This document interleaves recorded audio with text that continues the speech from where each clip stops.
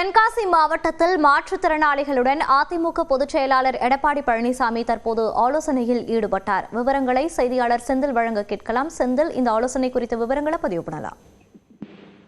மோனிஷா, அதாவது மக்களை காப்போம் தமிழகத்தை மீட்போம் என்ற பெயரில் தமிழகம் முழுவதும் அதிமுகவினுடைய பொதுச் செயலாளர் எடப்பாடி பழனிசாமி தீவிர சுற்றுப்பயணம் மேற்கொண்டு வருகின்றார். அந்த வகையில் நேற்று மாலை அதாவது திருநெல்வேலி மாவட்டத்தில் சுற்றுப்பயணத்தை முடித்துக் கொண்டு இரவு தென்காசி மாவட்டம் ஐந்தருவி செல்லும் சாலையில் உள்ள தனியார் விடுதியில் ஓய்வெடுத்தார். இந்த நிலையில் இன்று காலை தற்போது மாற்றுத்திறனாளிகள் தென்காசி மாவட்டத்திற்கு உட்பட்ட பல பகுதிகளில் இருந்து வரக்கூடிய மாற்றுத்திறனாளிகளுடன் அவர்களுடன் ஆலோசனை மேற்கொண்டார்.